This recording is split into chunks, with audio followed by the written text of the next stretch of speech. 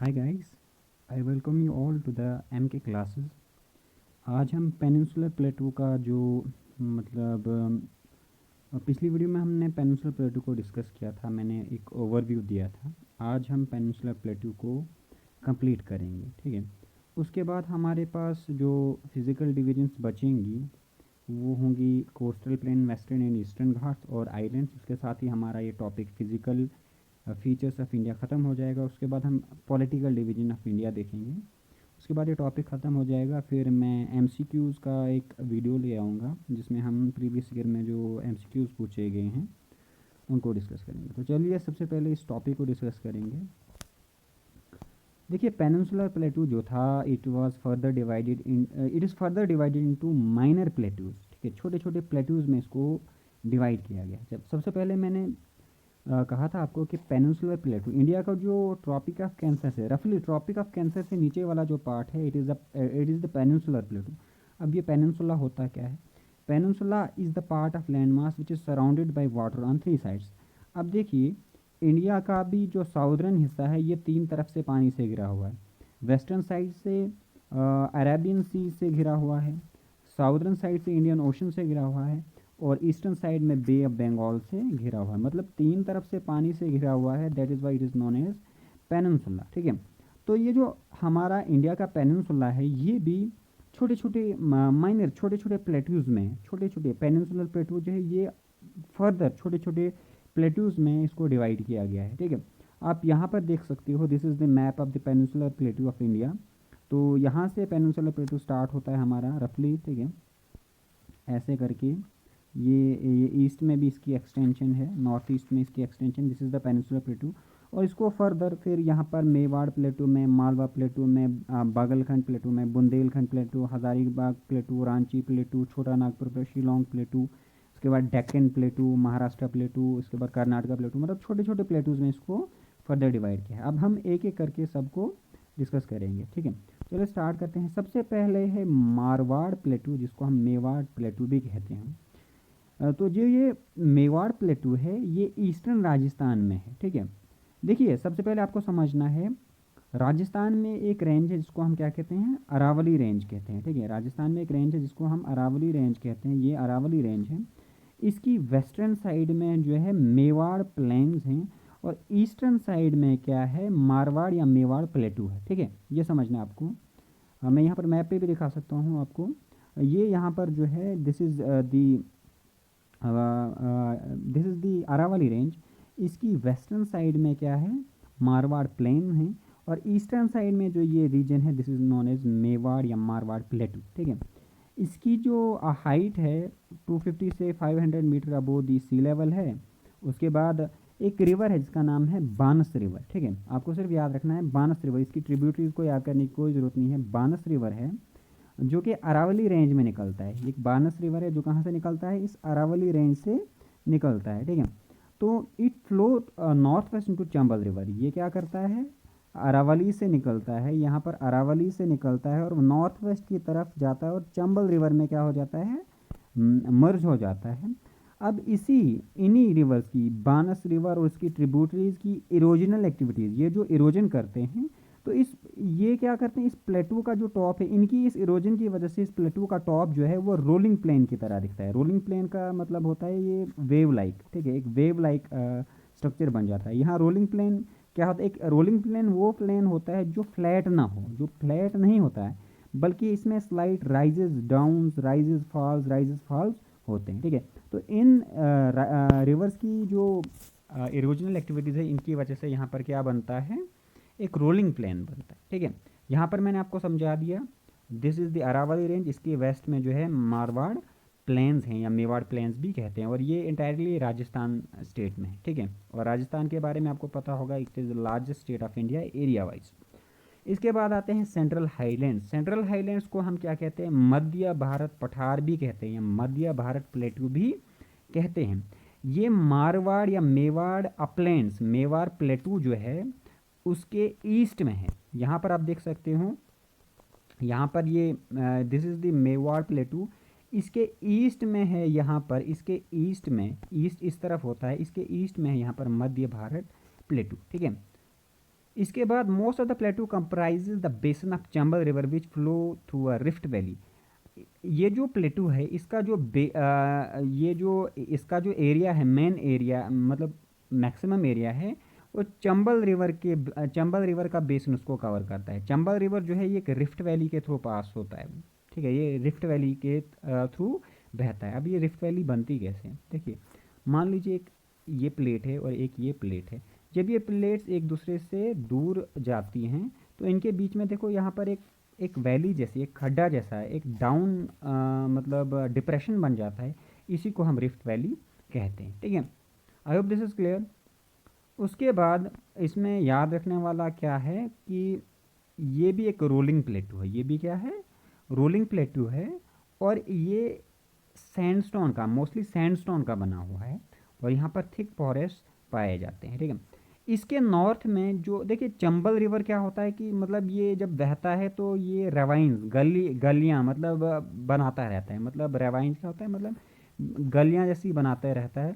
उसको हम क्या कहते हैं, उसको हम चंबल रेवाइंस कहते हैं। तो ये जो चंबल रेवाइंस हैं ये इस प्लेटू के नॉर्थ में है। ये चंबल रेवाइंस जो हैं ये इस प्लेटू के कहाँ पर हैं, नॉर्थ। इस प्लेटू के नॉर्थ में चंबल रेवाइंस है। चंबल दरिया ने जो मतलब गलियां जैसी काटी हुई हैं उनको हम चंबल रेवाइंस कहते हैं। तो ये मध्य भारत प्लेटू के नॉर्थ में चंबल रेवाइंस पाई जाती हैं, ठीक है। I hope this is clear. अब हम आगे नेक्स्ट प्लेटू को डिस्कस करते हैं।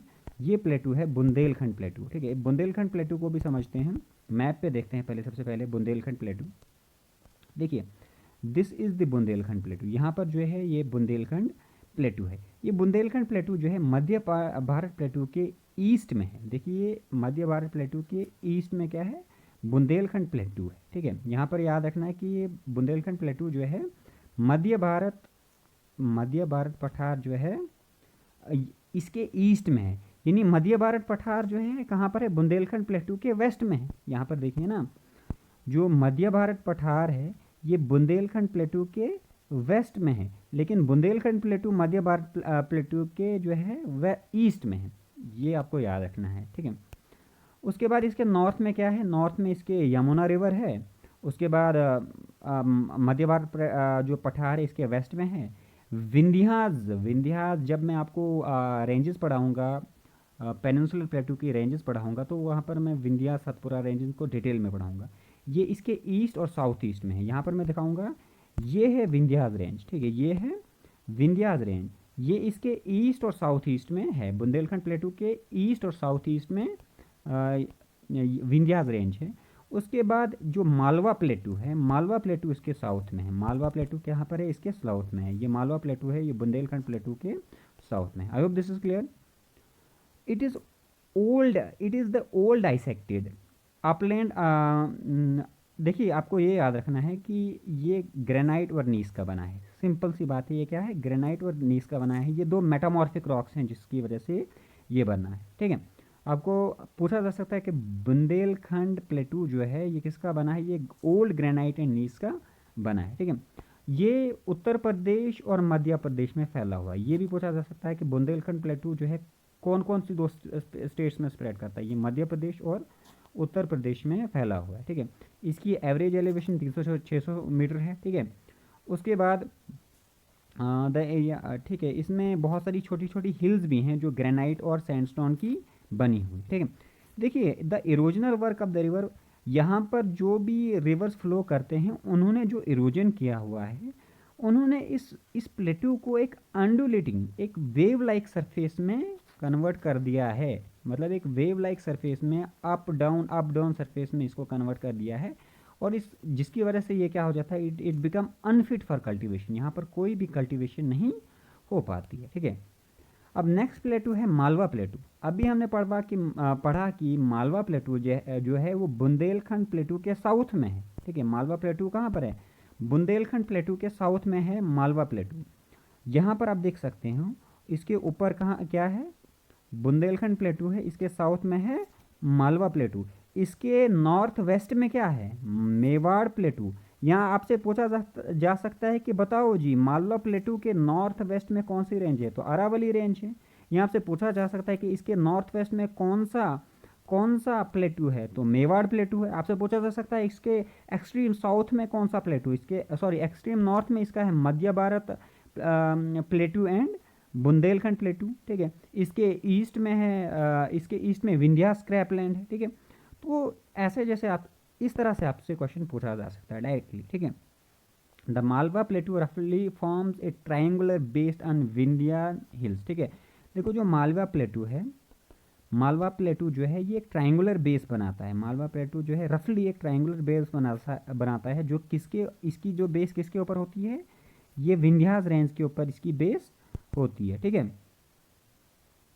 अच्छा, इसके बाद अरावली रेंज इसके कहाँ पर है, वेस्ट में है। अरावली रेंज इसके कहाँ पर है, वेस्ट में है, रफली नॉर्थ वेस्ट में होगी, ठीक है। मध्य भारत पठार इसके नॉर्थ में है और बुंदेलखंड इसके ईस्ट में है। The plateau has two system. देखिए यहाँ पर दो तरह के ड्रेनेज सिस्टम मिलेंगे आपको, इस प्लेटू पर आपको दो तरह के ड्रेनेज सिस्टम मिलेंगे। एक ड्रेनेज सिस्टम मिलेगा आपको जो ईस्ट की तरफ फ्लो करता है, और एक ड्रेनेज सिस्टम मिलेगा जो आपको जो कहाँ किस तरफ फ्लो करता है, वेस्ट की तरफ फ्लो करता है। अब ईस्ट फ्लोइंग रिवर कौन कौन से हैं, नर्मदा, तापी एंड माही। ये जो रिवर्स क्या हैं, ये ईस्ट की तरफ फ्लो करते हैं और बे ऑफ अरबियन सी में गिरते हैं, अरबियन सी में ड्रेन होते हैं। और वेस्ट फ्लोइंग रिवर यहाँ पर वेस्ट फ्लोइंग रिवर जो है नर्मदा, तापी एंड माही हैं, जो कहाँ पर गिरते हैं, अरबियन सी में गिरते हैं। और ईस्ट फ्लोइंग रिवर कौन कौन से हैं, चंबल, बेतवा, सोन वगैरह, जो यमुना में को ज्वाइन करते हैं, और यमुना आगे जाकर जो है इलाहाबाद में गंगा को ज्वाइन करती है, और गंगा अल्टीमेटली कहाँ पर गिरती है, बे ऑफ बंगाल में गिरती है। इसका मतलब यहाँ पर इस प्लेटू पर दो तरह के ड्रेनेज सिस्टम है, एक ईस्ट फ्लोइंग ड्रेनेज सिस्टम और एक वेस्ट फ्लोइंग ड्रेनेज सिस्टम, ठीक है। ये लावा फ्लो से का बना हुआ है, ठीक है। और ब्लैक सॉइल यहाँ पर एक्सटेंसिवली पाई जाती है। लावा फ्लो क्या हो, जब लावा फटता है तो मैग्मा ज़मीन के अंदर से, मैग्मा वेंट से निकल कर बाहर आ जाता है और वो सेट हो जाता है, सॉलिडिफाई हो जाता है, ठीक है। तो ये प्लेटू जो है लावा फ्लो से बना हुआ है, और ब्लैक सॉइल यहाँ पर पाई जाती है। और मैक्सिमम जो ब्लैक सॉइल है ना, ये लावा रीजन में ही पाई जाती है, ठीक है। इसको हम रेगड मिट्टी भी कहते हैं। और ये कॉटन की कल्टीवेशन के लिए बहुत ही ज़्यादा इम्पॉर्टेंट है, ठीक है। बहुत ही ज़्यादा उपजाऊ होती है कॉटन के लिए। इसका स्लोप जो है ये नॉर्थ की तरफ है। अब देखिए ना, जितने भी रिवर्स हैं, इसके जितने भी रिवर्स हैं वो ऊपर जाकर यमुना में मिलते हैं। कहाँ पर जाके मिलते हैं, यमुना में मिलते हैं। तो इसका मतलब इसका जो जनरल स्लोप क्या होगा, नॉर्थ की तरफ होगा। ये भी एक रोलिंग प्लेटू है, ठीक है। और इसके नॉर्थ में क्या है, चंबल रेवाइंस है। चंबल रेवाइंस मैंने समझा दिया है, ठीक है। चंबल रेवाइंस क्या होती हैं, ये इसके नॉर्थ में होती हैं। हाँ, मालवा प्लेटू के नॉर्थ में क्या है, चंबल रेवाइंस है। और मैंने जब मैं मध्य भारत प्लेटू पढ़ा रहा था, तो मैंने उस वक्त भी कहा था कि चंबल रेवाइंस इसके नॉर्थ में, तो इसके भी नॉर्थ में ही होंगे ना चंबल रेवाइंस, ठीक है। अब छोटा नागपुर प्लेटू पढ़ेंगे, इंपॉर्टेंट, ठीक है। छोटा नागपुर प्लेटू जो है, देखिए छोटा नागपुर प्लेटू जो है नॉर्थ ईस्टर्न प्रोजेक्शन हमें बताता है। ये रिप्रेजेंट करता है नॉर्थ ईस्टर्न प्रोजेक्शन जो इंडियन पेनिनसुला की, ठीक है। जो इंडियन पेनिनसुला है, देखिए इंडियन पेनिनसुला कुछ इस तरह से है, ठीक है। तो जो छोटा नागपुर प्लेटू है, ये इंडियन पेनिनसुला की नॉर्थ ईस्ट प्रोजेक्शन को हमें बताता है। नॉर्थ ईस्ट प्रोजेक्शन को क्या करता है, ये रिप्रेजेंट करता है कि इंडियन जो किस तरह से जो है इंडियन पेनिनसुला जो है नॉर्थ ईस्ट तक फैला हुआ है, ठीक है। तो छोटा नागपुर प्लेटू यहाँ पर है और ये नॉर्थ ईस्ट की तरफ है, ठीक है। ये छोटा नागपुर प्लेटू कहाँ पर है, नॉर्थ ईस्ट की तरफ है। मतलब ये इसी पेनिनसुलर प्लेटू का नॉर्थ ईस्ट एक्सटेंशन है, ये याद रखना है। ही समझ आपको। मोस्टली इन झारखंड ये कहाँ कहाँ पाया जाता है, झारखंड में, नॉर्थ छत्तीसगढ़ के नॉर्थ में, और पुरियाला डिस्ट्रिक्ट ऑफ वेस्ट बंगाल में। इन तीन स्टेट्स में। देखिए सोन रिवर जो है इस प्लेटू से फ्लो करता है, ये भी याद रखना है। इसकी जो एलिवेशन है 700 मीटर अबो दी सी लेवल है, ठीक है। यहाँ पर रेडियल ड्रेनेज पैटर्न देखने को मिलता है हमें, ठीक है। मैं समझाऊंगा जब मैं ड्रेनेज सिस्टम पढ़ाऊंगा, वहाँ पर मैं आपको ड्रेनेज टाइप्स ऑफ ड्रेनेज, मैं डेंड्राइटिक ड्रेनेज सिस्टम पढ़ाऊंगा, रेडियल ड्रेनेज सिस्टम पढ़ाऊंगा, सभी टाइप के ड्रेनेज सिस्टम पढ़ाऊंगा, ठीक है। तो दामोदर रिवर, स्वर्ण रेखा, नॉर्थ कोयल, साउथ कोयल और बारकर, ये जो है ना इसका जो इनका ड्रेनेज बेसिन जो है इसी प्लेटू पे है। इन सारे रिवर्स का जो है ड्रेनेज बेसिन इसी प्लेटू पे, ठीक है। दामोदर रिवर जो है ये एक रिफ्ट वैली के थ्रू पास करता है, वेस्ट से ईस्ट की तरफ ये फ्लो करता है, वेस्ट से ईस्ट, और इसी इसी प्लेटू पर वेस्ट से ईस्ट की तरफ फ्लो करता है एक रिफ्ट वैली के बीच में से, ठीक है। यहाँ पर गोंडवाना कोल फील्ड्स भी पाए जाते हैं जहाँ से इंडिया को मैक्सिमम कोल मिलता है, ये भी याद रखना। आपसे पूछा जा सकता है गोंडवाना कोल फील्ड्स कौन से प्लेटू पर हैं, तो वो हैं भाईजान छोटा नागपुर प्लेटू पर, ठीक है। यहाँ पर जो राजमहल हिल्स जो हैं वो इस प्लेटू की नॉर्थ ईस्टर्न एज पे हैं, ठीक है। इस प्लेटू की नॉर्थ ईस्टर्न एज पे आपसे पूछा जा सकता है कि बताओ जी छोटा नागपुर प्लेटू की नॉर्थ ईस्टर्न एज पर कौन सी हिल्स हैं। नॉर्थ ईस्ट, इसकी नॉर्थ ईस्टर्न एज पे जो है राजमहल हिल्स हैं, आपको ये याद रखना है, ठीक है। अब नेक्स्ट प्लेटू है डेक्कन प्लेटू, दक्कनी पठार। ये 5 लाख स्क्वायर किलोमीटर का एरिया कवर करता है, ये ट्रायंगुलर शेप का है। देखिए सतपुरा और विंध्याज इसके नॉर्थ वेस्ट में है, महादेव एंड मैकल इसके नॉर्थ में है, वेस्टर्न घाट इसके वेस्ट में है, और ईस्टर्न घाट इसके ईस्ट में, ठीक है। यहाँ पर अब मैं दिखा सकता हूँ, दिस इज द डेक्कन प्लेटू, जो सारा ये क्या है, डेक्कन प्लेटू है। सतपुरा और विंध्याज इसके कहाँ पर है, नॉर्थ वेस्ट में, ठीक है। नॉर्थ वेस्ट में क्या है, सतपुरा एंड विंध्याज इसके नॉर्थ वेस्ट में है। ये सतपुरा एंड विंध्याज रेंजेस, मैं रेंजेस पढ़ाऊंगा आपको, डेक्कन जो पेनिनसुलर प्लेटूज की रेंजेस हैं इनको मैं पढ़ाऊंगा। तो सतपुरा रेंज और सतपुरा और विंध्याज रेंज इसके नॉर्थ वेस्ट में है, महादेव और मैकाल रेंज इसके नॉर्थ में है, ठीक है। महादेव और मैकाल इसके कहाँ पर हैं, नॉर्थ में है। ये है वेस्टर्न घाट्स, वेस्टर्न घाट इसकी वेस्ट साइड में है, और ईस्टर्न घाट्स इसकी ईस्ट साइड में। ये आपको याद रखना है, वेस्टर्न घाट और ईस्टर्न घाट में अलग से टॉपिक पढ़ाऊंगा क्योंकि ये भी एक फिजियोग्राफिक डिवीजन है, ठीक है। इसके बाद इसकी एवरेज एलिवेशन है 600 मीटर, और इसका जर्नल स्लोप जो है वेस्ट से ईस्ट की तरफ है, मतलब ये वेस्ट से ईस्ट की तरफ जो है इसका ग्रेडियंट है, ठीक है। आई समझ, क्योंकि मैक्सिमम रिवर जो है इसके जो वेस्ट से ईस्ट की तरफ फ्लो करते हैं, तो जिस तरफ स्लोप होता है दरिया उसी तरफ बहता है, तो इसके दरिया जो है वेस्ट से ईस्ट की तरफ बहते हैं, इसका मतलब इसका ग्रेडियंट या स्लोप भी क्या है, वेस्ट से ईस्ट की तरफ, ठीक है। चलिए अब हम आगे कंटिन्यू करते हैं, हम पेनिनसुलर प्लेटू के माइनर प्लेटूज को डिस्कस करेंगे। पेनिनसुलर प्लेटू जो है इसमें माइनर कौन कौन से प्लेटूज हैं। अभी तक हमने 3-4 प्लेटूज डिस्कस कर दिए हैं, जैसे मेवाड़ प्लेटू, छोटा नागपुर प्लेटू हमने डिस्कस किया, डेक्कन प्लेटू हमने डिस्कस किया है, ठीक है। उसके बाद मालवा प्लेटू भी हमने डिस्कस किया। अब नेक्स्ट इंपॉर्टेंट प्लेटू जो है इसको हम कहते हैं महाराष्ट्र प्लेटू, ठीक है। ये महाराष्ट्र प्लेटू जो है ये महाराष्ट्र स्टेट में है, ठीक है। It form the northern part of Deccan प्लेटू। हमने डेक्कन प्लेटू जो है देखा था, ये डेक्कन प्लेटू है यहाँ पर, ठीक है। ये जो ट्राइंगुलर शेप का है साउथ में, दिस इज द डेक्कन प्लेटू। जो महाराष्ट्र प्लेटू है ये डेक्कन प्लेटू का नॉर्दर्न पार्ट बनाता है, यहाँ पर महाराष्ट्र है ना, तो डेक्कन प्लेटू का नॉर्दर्न पार्ट क्या है, महाराष्ट्र प्लेटू है, और ये महाराष्ट्र स्टेट में है, ठीक है। इसकी जितनी भी ये जो रीजन है ये बेसाल्टिक रॉक से बना है, बेसाल्टिक मतलब जो लावा से बनी है रॉक्स, ठीक है, ठीक है। और ये भी रोलिंग प्लेन है, यहाँ पर वेदरिंग की वजह से ये भी क्या है, एक रोलिंग प्लेन टाइप बन चुका है, ठीक है। ये महाराष्ट्र प्लेटू है, यहाँ पर आप देख सकते हो, डेक्कन प्लेटू का नॉर्दर्न मतलब टिप बनाता है, ठीक है।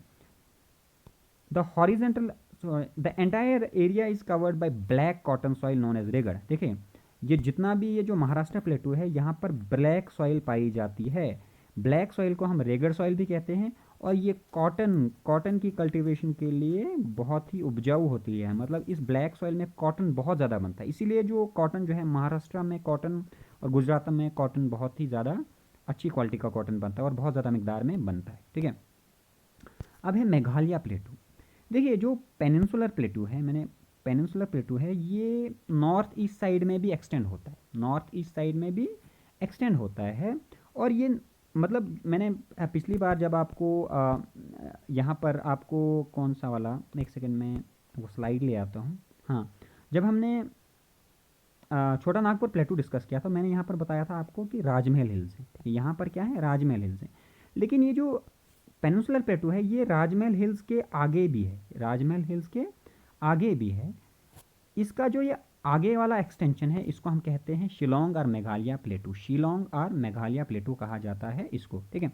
तो देखिए जो पेनिनसुलर प्लेटू है ये राजमहल हिल्स की आगे भी ईस्ट में एक्सटेंड करता है, ठीक है, और इसी को हम मेघालय या शिलोंग प्लेटू कहते हैं।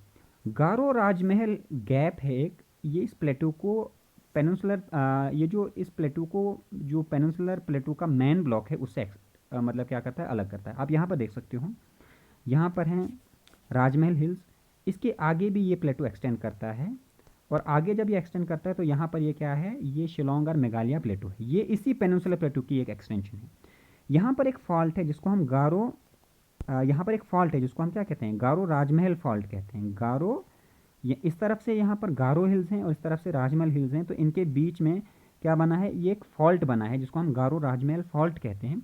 ये फॉल्ट जो है इस प्लेटू को इस मेन पेनिनसुलर प्लेटू के ब्लॉक से अलग करता है। अब ये फॉल्ट बना कैसे, ठीक है, देखो फॉल्ट बनता कैसे, जब एक मेन जो मतलब लैंड है, इसका जो एक हिस्सा नीचे धंस जाता है, मान लो ये मेन लैंड है और इसका ये छोटा सा हिस्सा क्या हो गया, नीचे धंस गया है, तो यहाँ पर जो डिप्रेशन बनता है उसको हम फॉल्ट कहते हैं, उसको हम क्या कहते हैं, फॉल्ट कहते हैं।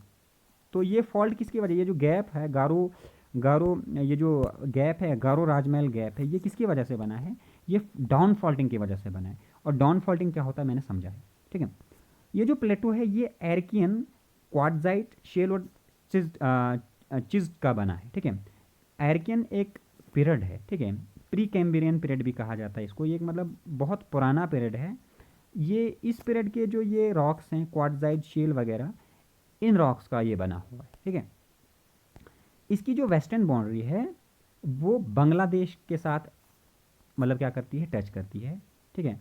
Western, central and eastern part of the plateau is known as Garo hills, Khasi, Jaintia hills and Mikir hills. जब मैं आपको पूर्वांचल पढ़ा रहा था, मैंने कहा था कि गारो, खासी, जैंती एंड मिकिर हिल्स जो हैं वो पूर्वांचल का हिस्सा नहीं है, वो पूर्वांचल का हिस्सा नहीं, ये हिल्स जो हैं ये इसी मेघालय प्लेटू का हिस्सा है, ठीक है। तो मैं यहाँ पर मैप पे दिखाने की कोशिश करूँगा, ये जो जी यहाँ पर देखिए, इसका जो वेस्टर्न पार्ट है, शिलोंग प्लेटू का जो वेस्टर्न पार्ट है, ये बॉर्डर बनाता है किसके साथ, बांग्लादेश के साथ। उसके बाद इसका जो वेस्टर्न हिस्सा, वेस्टर्न, सेंट्रल और ईस्टर्न हिस्सा है, ये देखिए वेस्टर्न पार्ट जो है वो गारो हिल्स के साथ टच होता है, सेंट्रल पार्ट जो है खासी एंड जैंतिया हिल के साथ, और ईस्टर्न पार्ट जो है मिकीर हिल्स के नाम से जाना जाता है, ठीक है। वेस्टर्न पार्ट को हम गारो हिल्स भी कहते हैं, सेंट्रल पार्ट को खासी एंड जैंतिया हिल्स कहते हैं, और ईस्टर्न पार्ट को मिकीर हिल भी कहते हैं। शिलोंग जो है हाईएस्ट पॉइंट है इस प्लेटू का, 1961 मीटर अबो दी सी लेवल, ठीक है। शिलोंग जो है हाईएस्ट पार्ट है मेघालय या शिलोंग प्लेटू का, ठीक है। अब है कर्नाटका प्लेटू। कर्नाटका प्लेटू को हम मैसूर प्लेटू भी कहते हैं, ठीक है। महाराष्ट्र प्लेटू के साउथ में है, यहाँ पर देखने की कोशिश करेंगे, महाराष्ट्र प्लेटू के साउथ में क्या है, ये है कर्नाटका प्लेटू। और इस कर्नाटका प्लेटू को हमने दो हिस्सों में डिवाइड किया हुआ है, ठीक है। दो हिस्सों में डिवाइड किया हुआ, कौन कौन से हिस्सों में डिवाइड किया है मैं समझाने की कोशिश करता हूँ आपको। ये दो हिस्सों में डिवाइड किया है, ऊपर वाले हिस्सों को एक हिस्से को हम कहते हैं मलनड और एक को कहते हैं मैदान, ठीक है। ऊपर वाले हिस्से को हम कहते हैं मैदान और नीचे वाले हिस्से को कहते हैं मलनड। अब देखिए मलनड जो है, कन्नड़ा लैंग्वेज में मलनड को हम कहते हैं हिल कंट्री को, मतलब जहाँ पर हिल्स वगैरह होंगी, ठीक है। और मैदान जो है ये लो हिल्स का बना हुआ है, रोलिंग लो हिल्स का बना हुआ, मतलब up down up down up down, ये जो रोलिंग मतलब हिल्स हैं, रोलिंग लो हिल्स हैं, उनका ये मैदान बनता है, ठीक है। जो ये प्लेटू है इसके वेस्टर्न साइड में वेस्टर्न घाट्स हैं, ईस्टर्न साइड में ईस्टर्न घाट्स हैं, ठीक है। वेस्टर्न साइड में क्या है, वेस्टर्न घाट्स हैं, ईस्टर्न साइड में ईस्टर्न घाट्स में, और साउथ में in the south and merges with Nilgiri hills. South में ये जो है नीलगिरी हिल्स को, जिनको हम ब्लू माउंटेन्स भी कहते हैं, उनके साथ जो क्या हो जाता है, उनके साथ मर्ज हो जाता है, ठीक है। बहुत सारे रिवर जो है वेस्टर्न घाट से निकलते हैं और वो इस कर्नाटका प्लेटू में फ्लो करते हैं, ठीक है। तो यही इंपॉर्टेंट है इस कर्नाटका प्लेटू के बारे में कि इसको मैसूर प्लेटू कहा जाता है, महाराष्ट्र प्लेटू के साउथ में है, वेस्टर्न घाट्स से बहुत सारे दरिया निकलते हैं और इस कर्नाटका प्लेटू में फ्लो करते हैं। इसको दो हिस्सों में डिवाइड किया गया है, ऊपर वाले हिस्से को हम मलनड कहते हैं और नीचे वाले हिस्से को मैदान कहते हैं। मलनड का मतलब होता है हिल कंट्री, और मैदान क्या होता है, लो रोलिंग हिल्स का जो रीजन होता है उसको हम क्या कहते हैं, मैदान कहते हैं। ये जो प्लेटू है कर्नाटका प्लेटू, ये वेस्टर्न घाट ईस्टर्न घाट के बीच में है, ठीक है, और नीचे साउथ में ये जो नीलगिरी हिल्स के साथ मर्ज हो जाता है। और मोस्ट इंपॉर्टेंट ये है कि यहाँ की जो हाईएस्ट पीक है वो 1913 मीटर है, वो मुलनगिरी बाबा बुदान हिल्स में है, चिकामंगलोर डिस्ट्रिक्ट में, ठीक है, ये भी याद रखना है आपको। तो ये ये जो टॉपिक था पेनिनसुलर प्लेटो का, ये अब यहाँ पर ख़त्म होता है। अब नेक्स्ट जो मतलब डिविजन्स बची हुई हैं, फिजिकल डिविजन्स इंडिया की बची हैं, वो वेस्टर्न घाट्स या western coastal planes, eastern Ghats और ईस्टर्न कोस्टल प्लेन्स, और आइलैंड्स हम डिस्कस करने हैं, ठीक है, लक्षद्वीप एंड अंडमान एंड निकोबार। इसके साथ ही हमारा जो फिजिकल फीचर्स ऑफ इंडिया ख़त्म हो जाएगा। फिर हम पॉलिटिकल डिविजन्स देखेंगे इंडिया की। उसके बाद मैं कुछ एमसीक्यूज लेकर आऊँगा जो पिछले कुछ एग्जाम्स में पूछे गए होंगे। तो I think this is sufficient for today.